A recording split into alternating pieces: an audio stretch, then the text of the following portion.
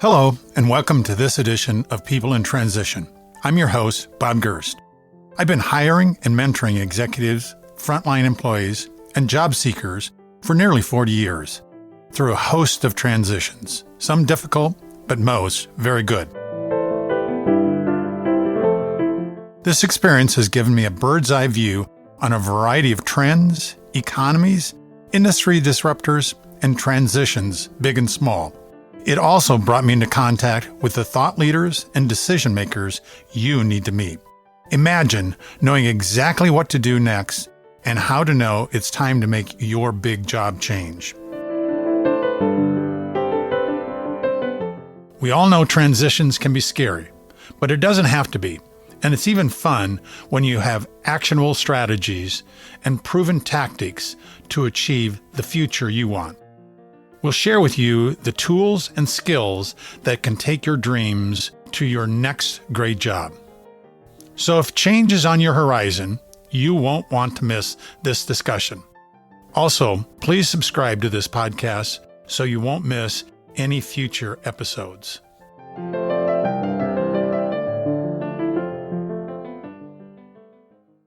Rahul Sharma, thank you so much for joining us today on People in Transition. I have been really looking forward to this discussion. Same here, Bob. It's my pleasure to be here. I'm fortunate that I'm getting an opportunity to share from my experience that could be of help to people in transition. So thank you for having me on the show. Rahul, one of the signature questions that I use, because my listeners enjoy knowing something about my guests, what was it that you wanted to be when you were a young child, when you grew up? Great question. So honestly, I didn't have a vision for a particular role or a job, but what I have seen in my family and specifically my father was being helpful to others. As I was growing up, I always wanted to be in a role or in a capacity where I could help others. I could make others' life better. That's where I chose my path to be in human resources, where I could help people in the organization, Bob. And Rahul, from that time as a child, when you viewed yourself as someone that was going to help people in the HR path, talk to me about the transitions that you went through from that point in time to where you're at today. So a lot of things that has happened to make me reach where I am today, Bob. The transition, the first piece was to have a mentor in life who can guide me at the junction when I was struggling or I was not clear of the direction. And having that mentor early on definitely make a great deal. One of the transition for me was to choose my discipline when I was doing my MBA. It was that time marketing was the first choice, finance was the second, and no one typically was opting for human resources. So for me to make that transition from a journalist to an HR professional, I had to learn the nuances of HR, and that I learned by doing 3 internships during my MBA. And for the clarification, as a part of my coursework, we were only required to do 1 internship, but I chose to do 3 to get a better understanding of the role of the field that I will be in. That really made a difference, and that was a really foundation for me to choose my path in human resources. Rahul, your book, Habits for Miracles, has a number of really great sections and thoughts for people who are going through transitions in jobs, and I think probably transitions in life. And I want to expand on a couple of sections that really stood out to me and get some context and backstory from you, what you were thinking about as you were writing this. One of the things that you talk about is positive mind talk. And in that section, the positive mind talk, you describe the importance of this when you're dealing with rejection. And you talk about sometimes when you get rejected on a job that maybe this wasn't the right door for me to walk through. Talk to me a bit in terms of what that was all about. So the way I see rejection, Bob, is rejection is an opportunity for your next selection. And how we can have that mindset is by being positive about our own self. And I have a firm belief that whatever happens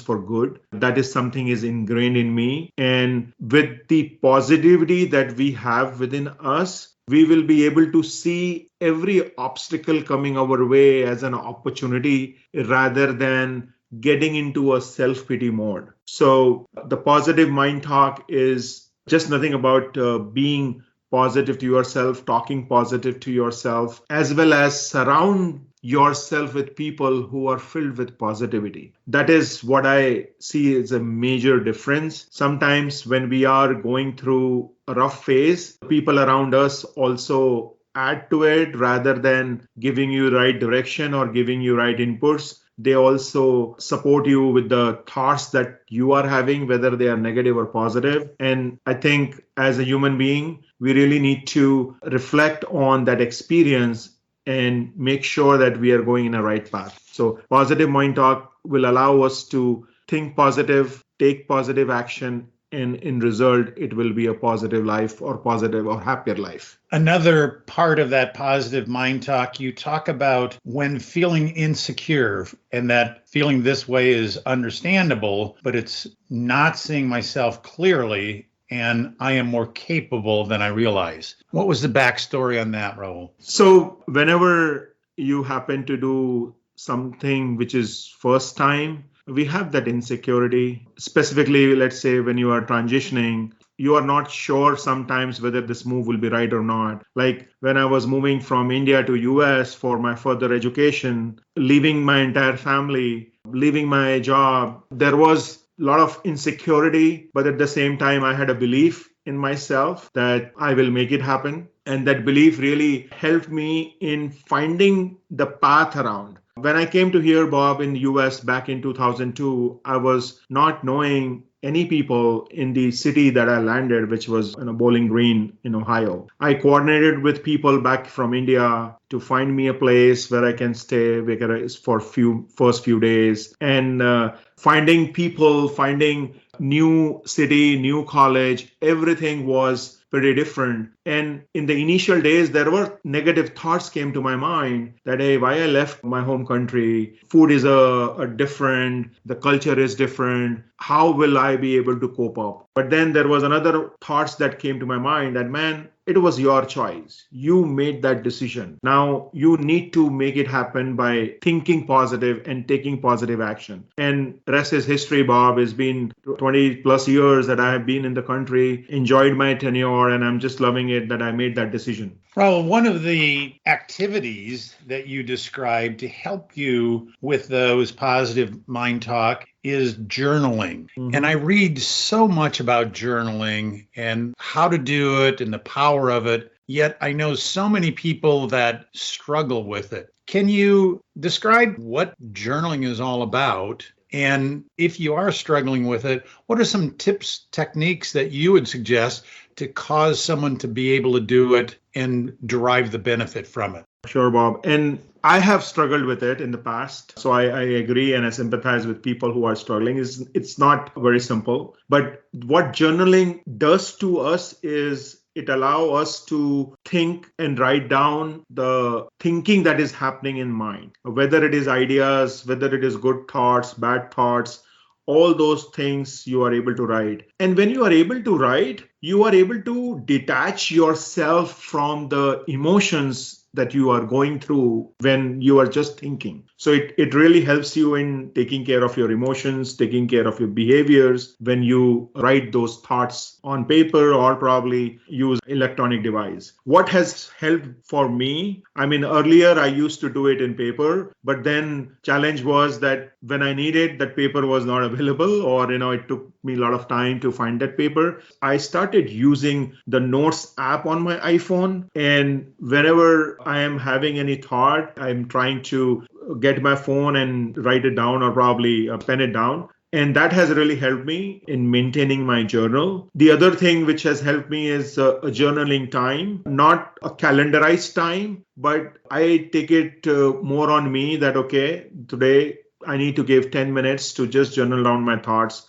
whether it could be in the morning or probably in the afternoon or in the evening. So few tips that I would give is use your electronic device because most of the time it is with you and it will be easy for you to jot down your notes. And your ideation process gets better, your ideas, because you get an idea and when you have to build on that idea, these journals will help you because we are not computer. We will not be able to remember what those ideas are maybe after 2 days or 3 days. When I say we, means most of us. So when we journalize, it allows us to go back and pick up that idea and build on that idea. So electronic device would be my sincere request, and find 5 to 10 minutes time in a day, whichever works for you, whether you're waiting for kids to pick up from your games or probably you are waiting for your food to pick up. Utilize that time and jot down whatever is going in your mind. Rahul, you talk about the importance of a mentor. A couple of questions in terms of that. One is, how does a mentor help me in my job transition? And then the second one is, how do I pick a mentor that can be effective for me? Absolutely. Great question, Bob. Picking up a mentor is, yes, it's challenging, but I will answer your first question. How does a mentor can help you? Most of us, when we are into the transition phase, we go into that self-doubt mode. Why me? Why I am being asked to go or laid off, or why I'm into this situation? And when we are in that self-doubt mode, it is the mentor that will help you to build that self-confidence in you. He will be able to show you things from a different perspective, and he or she will be able to guide you and give you direction. So that is what role of a mentor is, to give you direction, pour that confidence in your abilities, and make sure that you are taking those baby steps that will take you closer to your end goal. So that, in my opinion, is the role of a mentor. How to find a mentor? Honestly, there are anywhere and everywhere. When I say anywhere and everywhere, it is, let's say, you are in a gym, you are talking to people. That could be a place. You are in a coffee shop, you are meeting, you are in a company meet. You can see if there is someone with whom you are able to connect. A formal way to find mentor would be, in my opinion, would be LinkedIn. LinkedIn would be a great tool. If you are able to align with someone's thoughts, someone's post, you can definitely look for those people and try to pitch in and take their help. The other good place could be, if you're in a corporate world within your own organization, look out for those influencers. Look out for the leaders, not from just your own business unit or a department, but in other parts of the company. Look out for those people and try to seek their help. These are some of the things that I would recommend someone finding a mentor. LinkedIn could be one go-to, and influencers within your organization. Rahul, you talk about analyzing outcomes as a vital aspect of the ideation and execution process. Mm-hmm. And having an impact on the success of your transition efforts. What is that whole analyzing outcomes? What's that about? When I talk about analyzing outcomes, I believe that self-reflection is a very big part of our self-development or personal growth. And many a times we just keep on taking action without spending time on the reflection from that action. Maybe that action has worked for you, but it's important for you to know why that action worked and what was the critical thing that you did to make it work. And when we do that analyzation, we get to know our own strengths, we get to know our areas of development, and we are better prepared to handle a similar situation in the future, whether it is in personal life or professional life. So that's where, analyzation comes into a big play. And in analyzation, you are also able to know more about your own self, how you handle such situation. So when you are preparing for a job interview or any, let's say, promotion interview, when you're transitioning from individual contributor to leader role, you would be able to know about your own strengths, areas of improvement that can be utilized in responding to those questions that interviewer are asking you. So that's how analyzation will help us, Bob. Rahul, you describe yourself as a lifelong learner. When I'm looking for a job, I can barely keep up with applying for ads, networking, dealing with my resume. How do you see learning fitting in with that transition time? And what are some of the tips and techniques that you'd suggest to people to help them get in that mindset of learning? So when I see the learning or the way I look at learning, it is just not about sitting in front of your laptop or machine, watching a webinar or going for a workshop. Yes, those are learnings. I'm not denying that, but that is not the only piece I'm talking about. Learnings can happen from your day-to-day life experience. Let's say how you're dealing with your family members, how you're dealing with people in your office. When you're watching a movie, when you're watching your favorite TV serial, what are some of the learnings that you can take that you can apply in your own life? So it's try to imbibe learning in your day-to-day life rather than thinking that I have to carve out time for learning. Yes, at times, you may have to go for those external workshops. You may have to go for some additional training that is required, but don't just keep your learning limited to that. Try to learn from your life experience. That is how I see learning. Some of the tips I would recommend is you're definitely looking at some positive podcasts, positive literature, and some positive self-help books that will really give you the perspective that you are looking for. Talking to a mentor, talking to your friend who really understands you, who really knows you, would also be a good way to learn things. And sharing things, share what's going in your mind with people, because sometimes we may be into a situation of overthinking, Bob, and we get into that thought process of analysis and paralysis. So when we talk to other people, they will share their perspective, and that may lighten our heart to a bit extent. Rahul, what advice do you have for someone embarking on a new career, maybe in a different industry, maybe even in a different role? So different industry, Bob, what I have been observing in last few years, that gone are the days that people were looking for just a technical expertise or just a domain expertise. It is a time where employers are looking for whole individual. And what I mean by that is your behavioral skills, your soft skills are very, very important for that aspect. So reflect on these skills, your people skills, whether it is a leadership role or an individual contributor role. These skills are very, very important. Reflect on that. Focus on the improvement areas that you have on these skills. That would be number one. Number two, let's say if you're switching your domain or industry, be knowledgeable about that domain. Get to know what are the things that are important in that particular domain. For example, if you're moving into healthcare industry, now healthcare is known for their processes, they're known for their compliances. So if you are not a compliant oriented person, or if you're not habituated with those things, you really need to take a pause and see, will that be the right industry? Another thing which I have seen, most of us, we tend to make mistakes is, number one is the environment piece. There will be some challenge that you will face to move from a structured environment to an agile environment. And that environment plays a very vital role. So my advice to folks who are into that transition in a different industry or a different career, number one is get to know about that industry very well. And number two would be get to know about the environment of that industry, environment of that organization, and whether you will be the right fit to that environment or not. You may have all the skills, but if the environment is not right, you may struggle in flourishing into that environment. Rahul, if I'm a new college graduate and I'm going into a corporate life role, what do you think some of the really crucial skills that person either needs to have or needs to develop? Amazing question, Bob. I mean, I see this piece is a missing link in most of our college and university, where they are not being coached well to prepare for corporate America. As an individual who has hired many college graduates, I see that missing link. So my recommendation to those folks would be, number one is your own personal brand. Focus on your personal brand.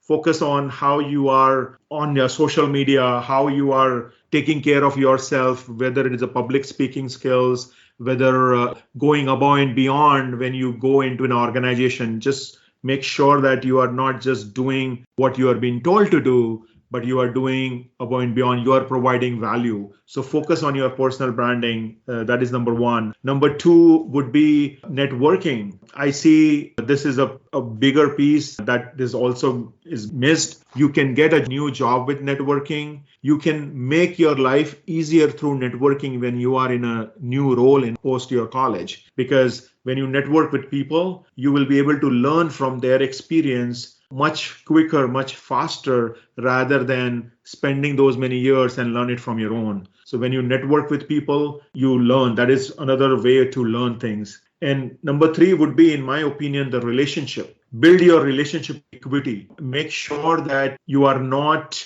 taking away the emotions out of the equation. Be empathetic to people. Be thankful, be grateful for the opportunity that you are having, and try to build relationship. And that building relationship is, the way I look at it, is giving. We need to be more of a giver to start with before we ask for any help, because sometimes when we are focusing on relationship, you need to strike a right balance. And it takes time to build a relationship, but it does not take time to ruin that relationship. So networking, personal brand, and relationship, these are the three crucial skills, things that I would recommend people moving from college to corporate. As it relates to that personal branding and the impact it has on the job search process, what are the steps that an individual can take to establish a strong personal brand? Focusing on specifically from college to corporate, the first thing, in my opinion, would be your resume. How is your first impression? When you are sending your resume to an individual who is a hiring capacity or recruiter,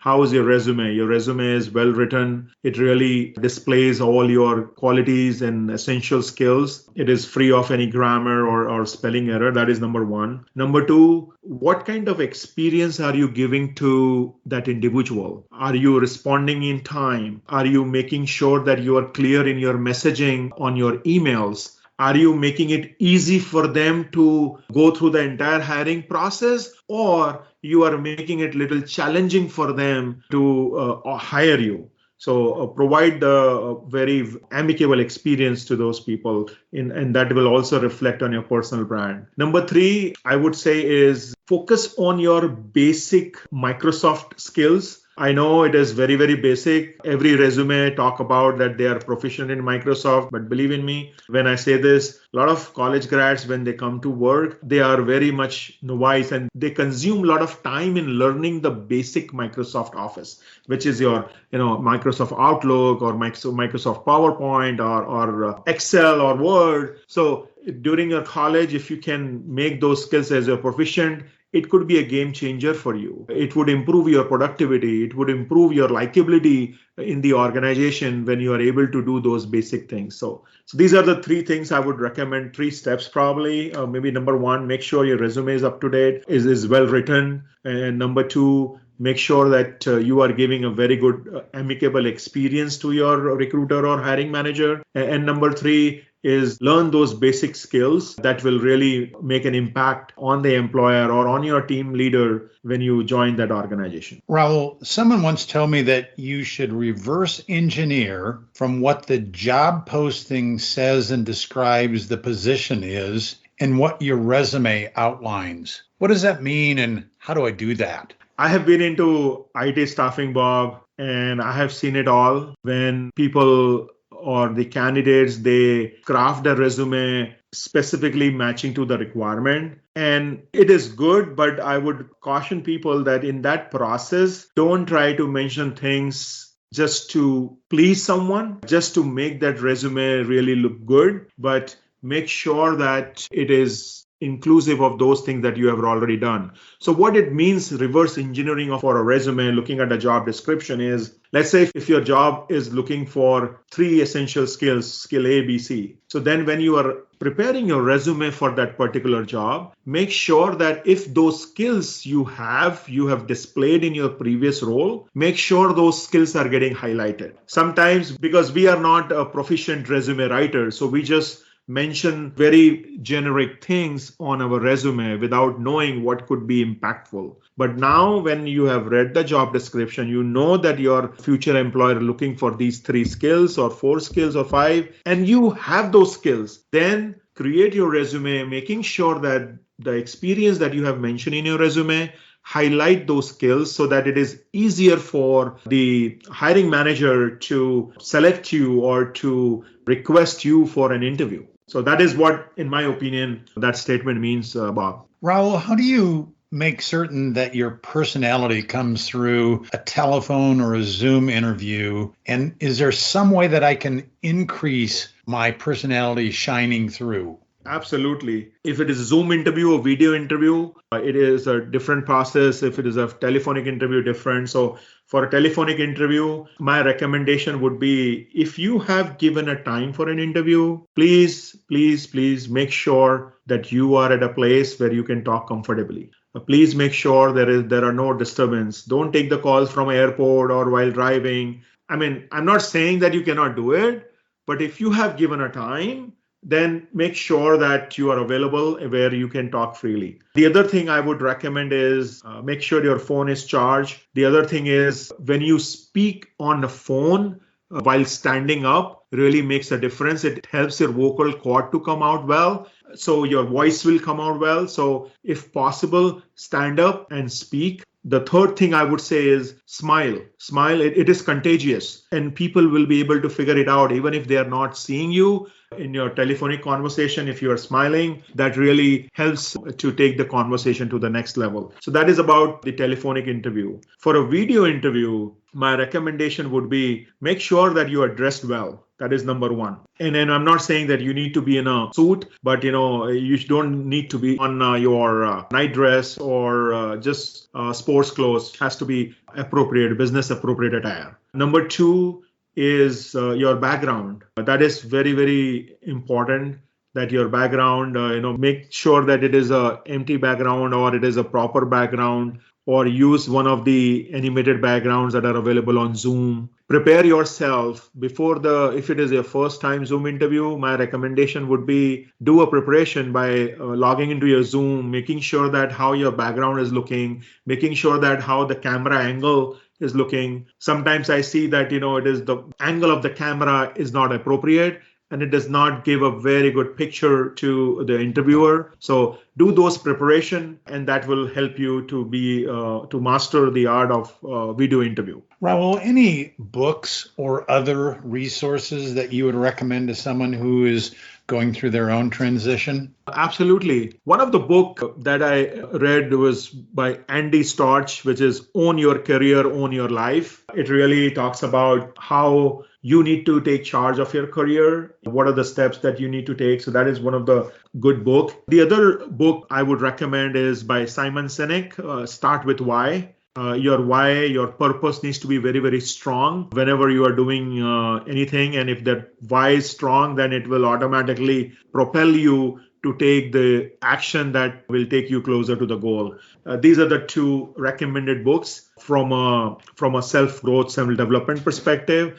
I have one more book, Bob, that I would highly recommend if any leaders listening to this podcast. Is Extreme Ownership. Is a book written by a Navy SEAL sergeant, and it is one of the amazing books that I have read about leadership. So if you happen to have on a library, try to get it. It will give you some great insights on how you need to lead, how you can be a better leader. So these are the three books recommendation about. Rahul, we went through so many great ideas, tips and techniques. If our listeners remember only three things from the session today, what are those three things you want them to take away? Those three things from my perspective would be number one is believe in yourself. You have greatness in you. You have a potential to make your dream come true, and do not allow anyone else to write your destiny. You have the power to write your destiny. So believe in yourself. Number two, I would say is prepare.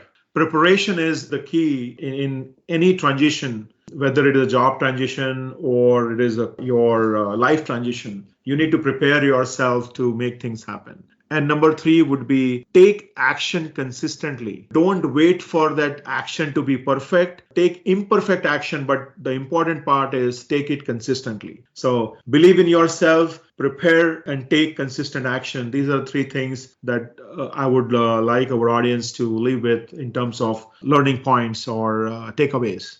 Rahul, I knew when I read about you and your background and when we talked, I knew that today was going to be a great value packed episode, and you proved that correct. Thank you so much for taking time for caring and sharing your experiences and helping our people that listen to this find their next job easier and faster. Thank you. Thank you, Bob, for having me.